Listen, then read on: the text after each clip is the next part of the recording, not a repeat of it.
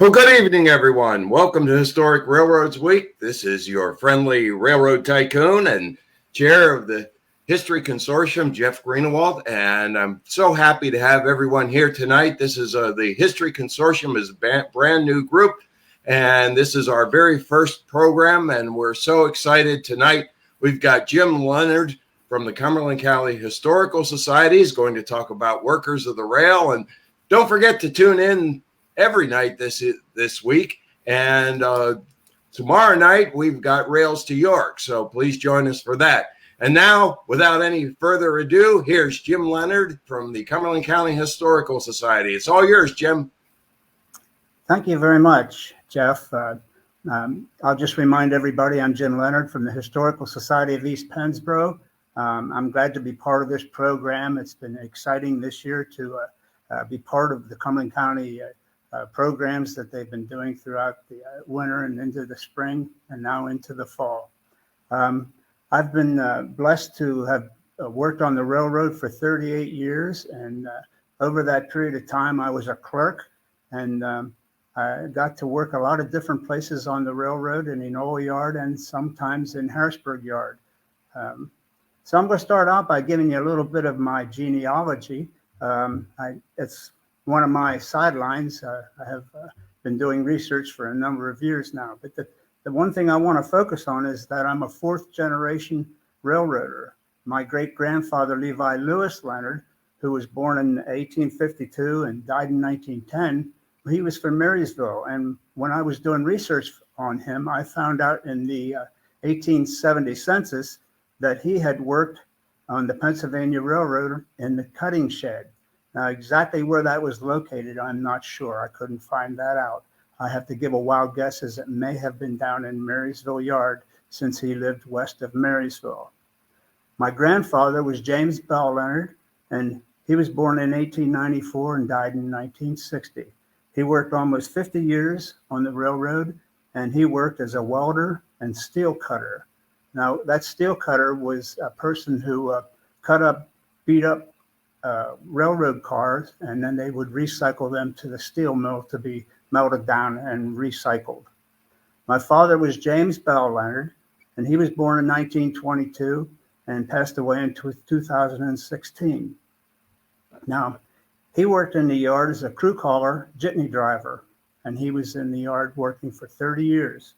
When he first started working on the railroad, he would actually ride a bicycle out into Enola and knock on doors to get railroaders up to go to work when he was given an order to get a crew out. As time went on, of course, he got to be driving a vehicle. And one of his jobs was a crew caller, and that was a slash jitney driver. Being a crew caller, he would actually take orders from the yard master to go out and get a crew who had just come in off of a train and bring them into the brick office and sign off when they were done with their train service. He would also take crews who were signing up for work and take them out to their job position out on the railroad somewhere in the yard to take a train out.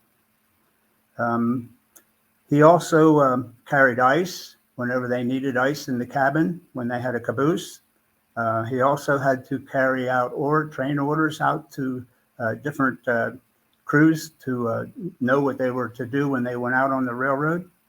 And he also had to carry batteries and radios out to the men when they needed to communicate by radio later in the years. My brother Robert, he worked as an electrician in the yard. He was in an Enola diesel shop for 35 years. Brother Charles, he worked as a yard brakeman for about 5 years, and then he got furloughed and decided to stay out of the rail industry. I hired in 1965 after I got out of the United States Army Security Agency, where I copied Morse code in high speed. So my typing skills were good enough for me to become a clerk when I hired on the railroad. I worked in the brick office, from 1965 through 1980. We called crews to work, of course, and we had a real good office in there in the brick office, calling crews. We had a good workforce in there that worked together to make sure the crews all got out to work whenever they were called for their train. From 80 through 1985, I got a job verifying cruise time cards to make sure they got paid properly.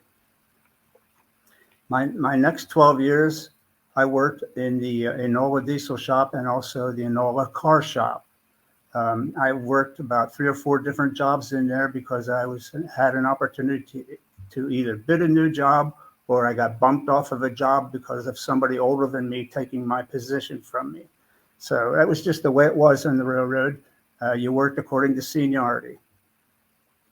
Now, my last 5 years, 1998 through 2003, I worked at the Harrisburg Trail Van Terminal.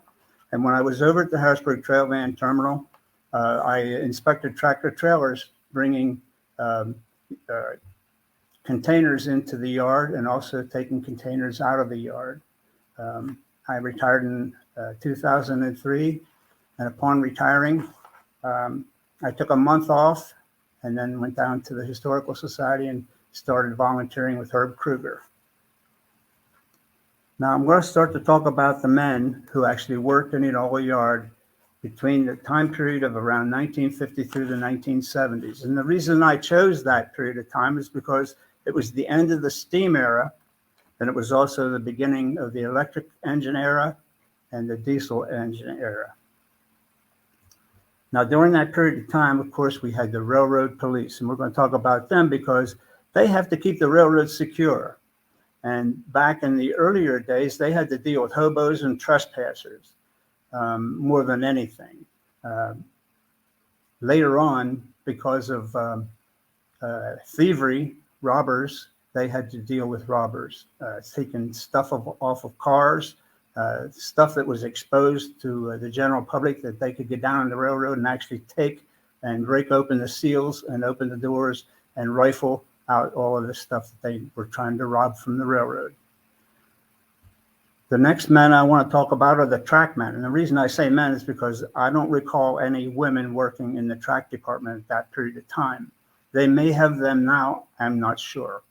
But the track men basically laid track, they laid ties, and they repaired damage to the same. There were men on the railroad called the fruit growers. Now, they were subcontracted by the railroad to actually put ice on the reefer cars to keep the fresh produce cold, the meat cold that was being taken from one end of the railroad to the other. When they come into Enola Yard, they might only be halfway to their destination, so they had to keep that stuff cold. So they would either put ice on those cars, or else they would have to, later on, of course, work on the refrigeration equipment and make sure they had fuel to make sure the refrigerators were running at the proper cooling to keep all the fruit and vegetables and meat the proper temperatures. Now I'm going to talk about the car inspectors. These were men again, of course. They maybe have women now doing car inspector work.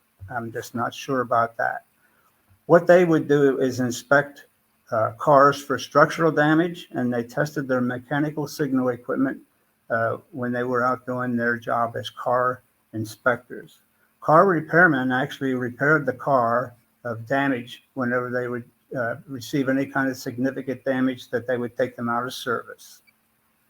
There was another location called the Enola Dormitory, or the bunk room. The bunk room had one clerk working, and that was a 24-hour operation, so there were clerks working all around the clock.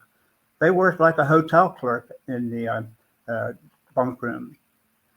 What they would do is they would register a crew who came in to Enola away from their home terminal. To give you an idea what that might be, let's say a crew who went to work in Altoona would take 16 hours to actually bring a train into Enola.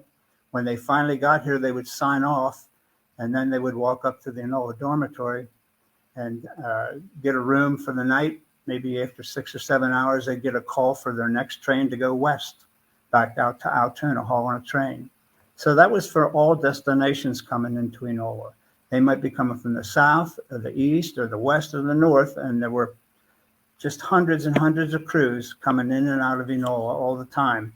And being that this was their away from home terminal, they had to find a place to get something to eat, and they had to find a place to take their rest. Most of the time, they were required to come out on duty after 8 hours rest. That was during the period of time that I worked down there. Things may have changed because the Hours of Service Act has changed over the years, and it's a little hard to describe that, but that was the reason why. Now I want to go into the Enola shop. The Enola shop was first a roundhouse, which handled the steam engines who came into Enola, and they would go into the roundhouse for maintenance. They may have had some damage coming into the Enola yard from their trip. They may have to have some kind of scheduled maintenances. They had a scheduled maintenance document, just like an automobile would. Like every 3 months, they'd have to have certain filters changed out. They would have to have oil changes.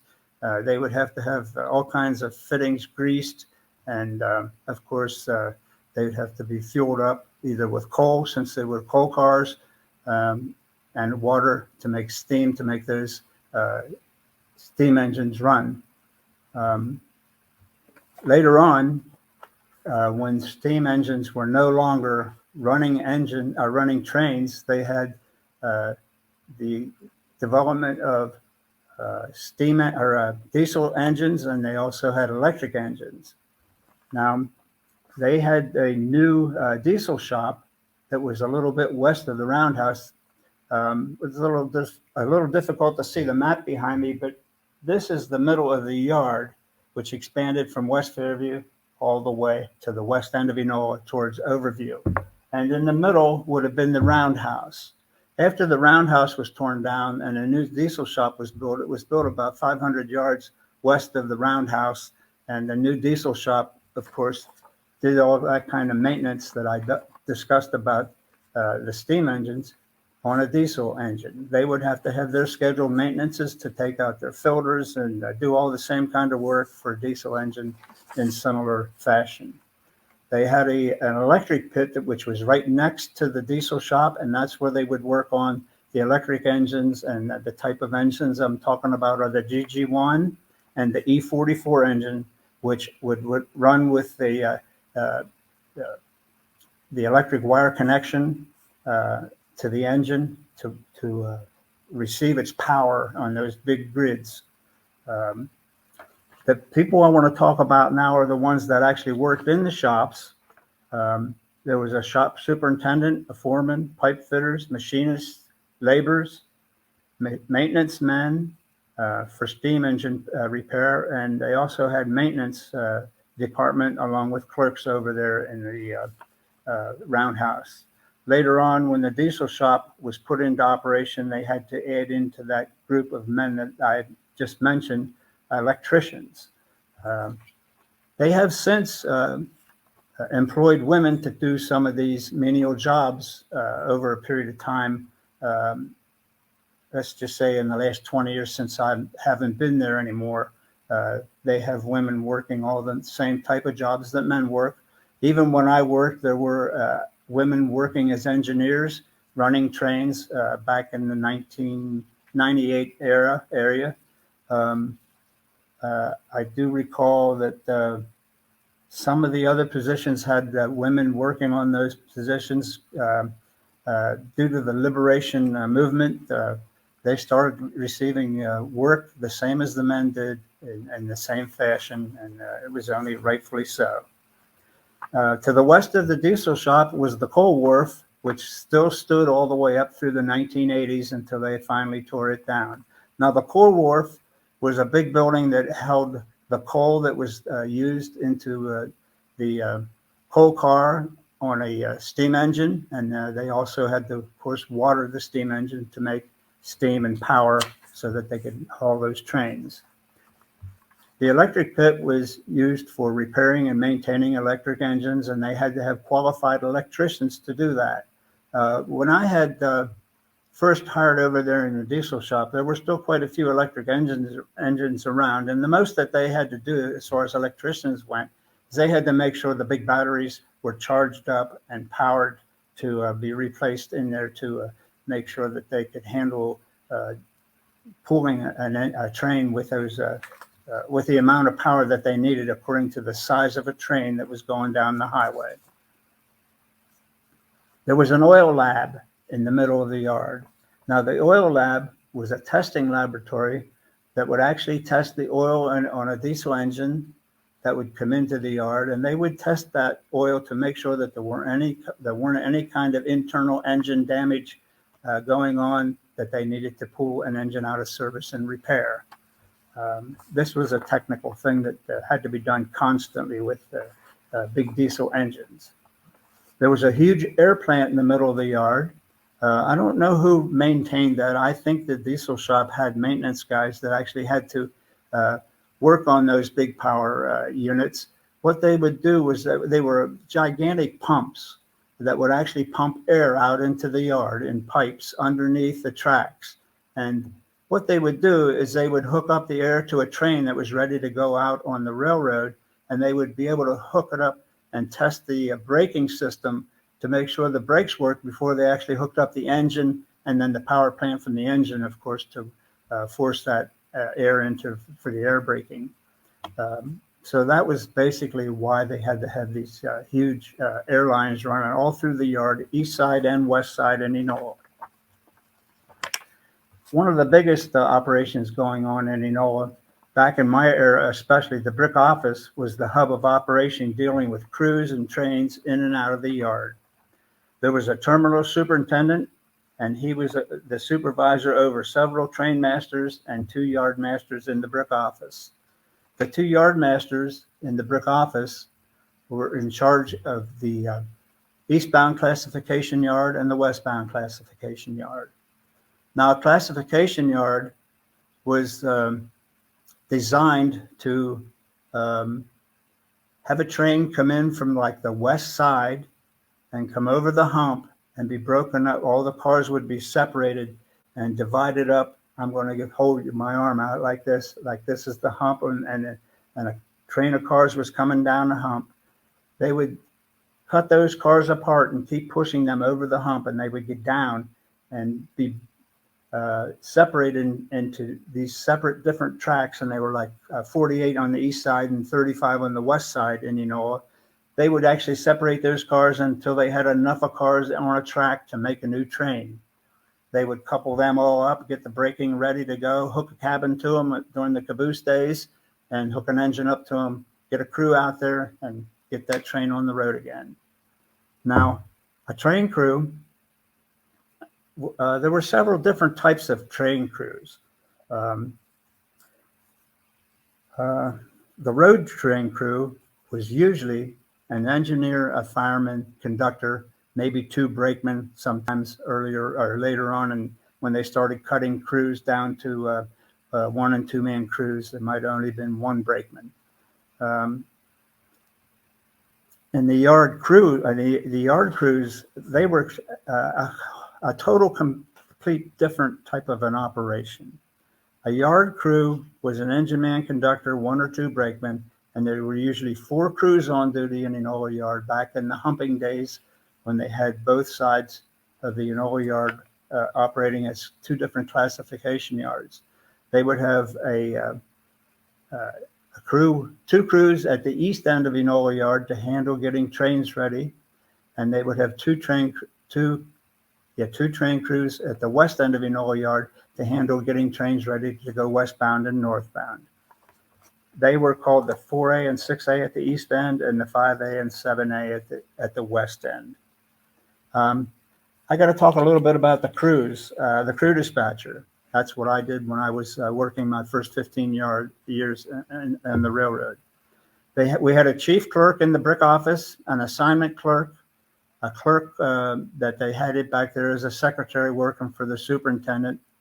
In the crew office, we had a lead clerk, and we had 3 crew dispatchers on duty. We had an assignment clerk in our office, and it was a 24-hour operation, just like Enola Yard was. And the crew dispatchers were in 3 different positions in our crew office. One would be a yard crew dispatcher who handled filling vacancies on yard crews that needed to be filled every day. There was a crew dispatcher who called crews east and south, and there was a separate crew dispatcher calling crews west and north. And like I said, they were on duty 24 hours a day, 3 different clerks, of course, A trick, B trick, and C trick. And make sure I didn't forget anybody. Let's go on to switch tenders. There were actually 4 main switch tenders in Enola Yard. Now these switch tenders, there were 4 of them. One was called 4B, W11, 23B, 23B, and 111B. Now there were 2, one at each end of the yard and one in the middle of the yard on each side. And those switch tenders handled the main switches where trains were coming in and out of the yard, and they had to make sure that the switches were thrown so that these trains were put on the proper track as they were coming in or going out of the yard. They had them on duty 24 hours a day too, 8 hours, of course, in each shift. On the hump, they had retarder operators. Now, these 3 retarder operators had one of the most sensitive and difficult jobs on the railroad during the hump operation in Enola Yard. On the east side, there was an A-tower operator. The A-tower operator would get his orders from the brick office as to a train that was coming in that needed to be broken up and divided into new tracks. Now, according to the weight of the car, the retarder operator would throw a handheld switch, which would put a certain amount of pressure on the car so it wouldn't get down over the hill too fast. And he also had to, with his other hand, throw the proper switch to make sure that car went down the right track. Now, he was A tower. B tower would have been over here, C tower over here. Those cars would be going down the one side where this other retarder operator on duty would be doing the same thing. He would be throwing the switch and he would be putting on the brakes to slow down the car if it was too heavy, to make sure it didn't crash into the back of a train and break the knuckle. Of course, if they broke a knuckle, that put a stop on that track until they got out there and got that repair. The C tower operator did the same thing on his side of the yard. They had 48 tracks to deal with. So those men had a very difficult job. Up on the hump, I told you they had to separate those cars going down over the hump. They had a car cutter that would walk alongside the train. He would pull a lever, looking at a sheet of paper to see what car number he was dealing with and how many cars he had to release at one time. He was constantly walking back and forth until that whole train went down the hump. He had to make sure the cars were separated at the proper distance so that they wouldn't be going down too fast, that the retarder operator wouldn't get log jammed. This was a very difficult job situation going on over the hump. One of the most horrible things that I can recall as a young man hiring on the railroad happened when a brakeman down in the field where those cars were going down into those new tracks was on a car riding it, and they had to do that and actually turn the wheel sometimes to brake it. So they actually had a wheel brake. It was hooked to a chain that would help to put the brakes on.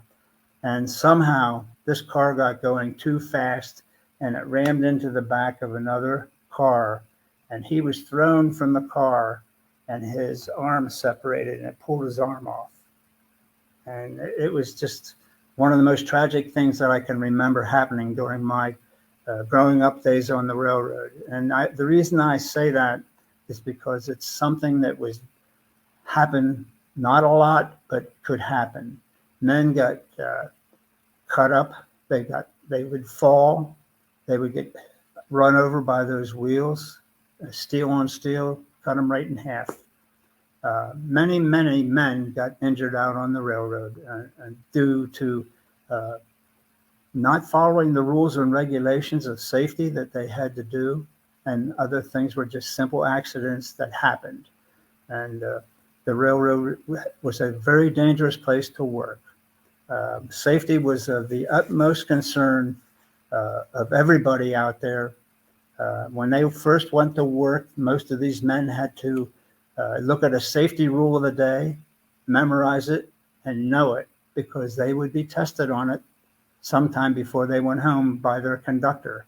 And these safety rules were driven into these men when they were working on the railroad.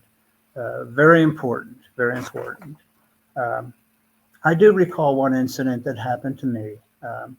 When I first hired, before I became a crew dispatcher, my first month out there, they had a job called a number taker. Now, what you had to do was take a clipboard out there and get down a track of a train that was ready to be got run out of the yard. And what they needed to do was they needed to know every car number on that track in the proper order so that they could get the tickets ready for the conductor, so that he would have, an idea of where the cars were on his train.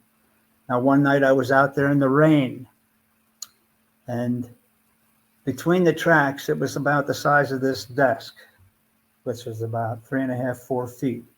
And you had to get down the track between the two trains that may have been out there, and the number and the one that you're taking, the number of. You would be looking up with your flashlight at night, trying to find the number, trying to write it, the number on the clipboard, and not realizing it, your jacket is rubbing against this train going by behind you, and it snags on the back of some of his braking. And all of a sudden you find yourself getting dragged down the track. You have to really get moving and get your clothes off as quick as possible, because it wasn't going to let go of your shirt. And that's how men got dragged underneath cars.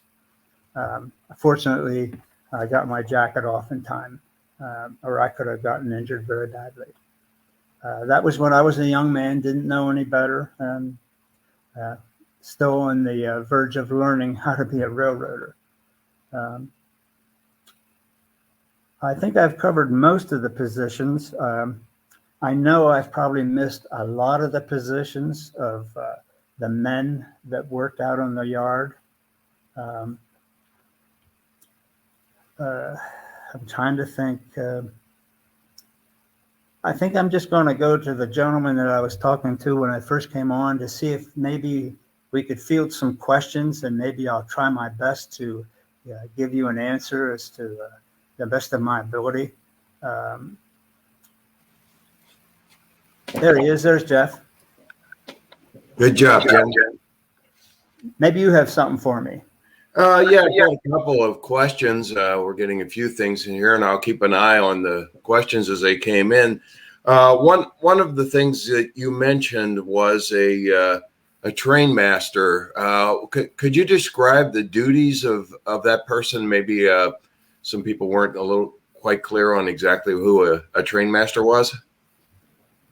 Well, the terminal superintendent actually ran the yard, and he would have these younger trainees, train masters, even some experienced train masters who were in charge of different sections of the yard.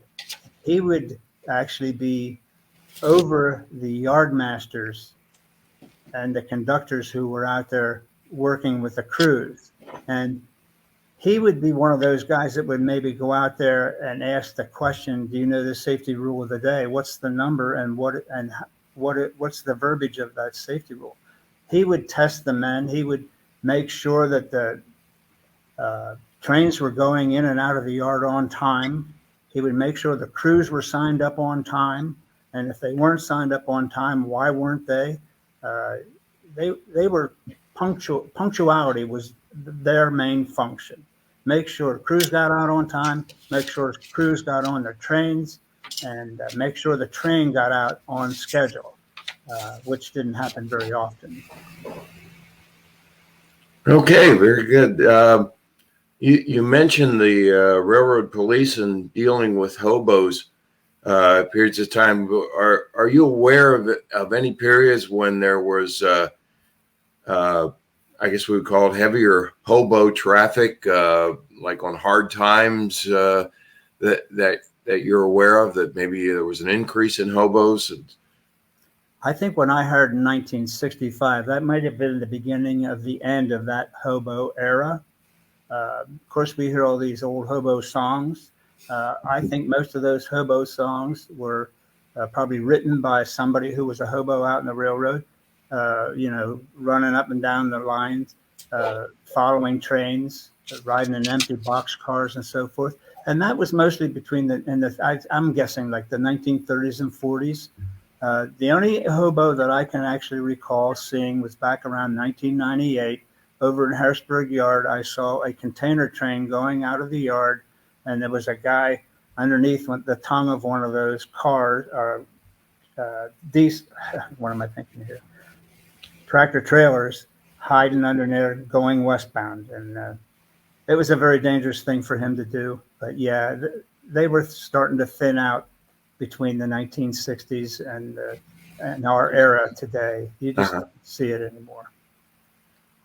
Interesting. Well, it sounded like many of the that it was very, very dangerous work, and so how did the folks, especially you talked about the people running the retarders and so forth, must have been a lot of stress. Did folks have to deal with a lot of stress in these various jobs? That was probably one of the most stressful jobs out there. Sometimes these guys had to take a little R&R. It was very difficult to train these guys. They trained for a long time before they were actually allowed to work the job. And sometimes they were out there stuck 16 hours a day at times because they didn't have a relief, a qualified man to take their place.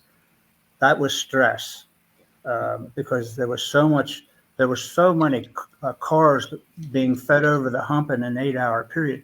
They just had to have total concentration.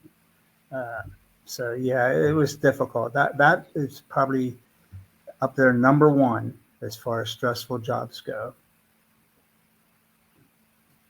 Well, let's see what else we've got here. For the railroad workers, what were the wages like compared to most of the local folks who lived around the rail yard? A lot of stress, but what was the comparison? Was it worth? Were there extra wages for folks who worked at the railroad? I think it was. I'll give you, for instance, when I was a young boy in high school, my goal was to make $10,000 a year. That was one of the things I looked forward to. And I knew that was going to be tough because I didn't go to college. I went in the Army, and I knew right away $98 a month wasn't going to give me that. So when I hired on the railroad, I couldn't believe I was making $100 a week. $20 a day. Come on. That was magic. So yeah. And we had to qualify on the job. I had typing skills, but we actually had to have on-the-job training and learn how to do the jobs. My job as a clerk, we were probably the least paid employees at the time. The skilled guys, the engineers and the conductors, they made money. They made mileage money or else hourly money. Depends on which one was greater. And their wages were probably twice as much as mine when I hired. So as I got on through my later years in the 1990s through the early 2000s, I was making about $38,000 a year, which was pretty darn good for an unskilled, I shouldn't say unskilled, uneducated person. And I would say that most of the guys that were working in freight service and also the laborers and the shop guys, those guys were skilled. Those guys were very skilled, and they made probably 3 times or more than I made out on the railroad. Wages were high, but I think the guys that worked the most stressful jobs were worth every penny of it. They were hauling freight that was worth millions of dollars, and their job was very important to make sure that train got over the railroad without getting damaged, and to make sure that freight got out on time. They were hauling freight like like down here at Sharmerstown, they were local trains going up through getting feed and cereal and all kinds of different things from the mill. And it's just, you can understand what I'm talking about, hauling freight. It's just like truck drivers. All the stuff they haul, they're worth every penny they make because they have a very tough job. Good. Well, speaking of employees, we just got a question here asking how many were employed at Enola. Oh gosh, I knew you were going to ask that one. Well, it varied. I think when I retired, there were probably less than 300 in the yard in Enola. But during my early days, several thousand a day in there working in Enola yard. And of course, back in the 40s, more than that, because the war years, they needed a lot of employees because they were running thousands and thousands of cars through the yard, hauling freight. So employees, it varied, of course. I'd say from World War II up through the end of the Korean War. That was when it was starting to diminish. Thousands of men down to maybe the early 50s, maybe 1,500, and then it started to dwindle. Because the reason they dwindled is because they were starting to use less men on crews, and also from the 1970s all the way up through this era, the computer age took so many jobs from the railroad. It's really started to cut employees down considerably. Okay, Jim, we got a combination question and comment here. It says, Jim, were you extra cautious following your near fatal accident involving your coat in the passing train? An angel must have been looking out for you. Wow, your presentation is interesting and informative. Well, we knew that. Thank you, and to CCHS. I'll tell you what, when you find yourself being drugged and you are out of control of your footing, and you know you only have a couple feet between you and getting yourself straightened up, it gives you a lot to think about. And I just remember I couldn't wait to get back into the brick office, and I never wanted to go out there and do another number taker job in my life. I didn't even have what you would call a job that should have been out on the railroad. That should have been a conductor's job or a brakeman's job. But of course, clerks did that at that time, and but I didn't want to be there anymore. I really had a lot of respect for those guys that worked out there at that point. You have to understand is the yard is very wide in the middle, and as it goes from one end from the middle to the other end, the tightness gets smaller and smaller as they thin out going down to the other end of the yard. And that's why it was so tight where I was and where I got caught. So yes, I was glad to get out of there, and I was definitely more aware of my safety. No doubt. Well, we're getting a lot of comments from folks. Looks like we're reaching out all across the country. We've got folks from Massachusetts. Here's some people from Florida, Oregon, and Southern Colorado. So I think we've got kind of all four corners of the country. Wow. Jim, you're doing pretty good. So let's just see if there's any more questions. There's a mention here of from someone who says it's very interesting, but just mentions my dad worked on the Union Pacific Railroad. So kind of the counterpart out west. So it looks like that is about all the questions that we've gotten, Jim. And wow, thanks so much. This was really interesting.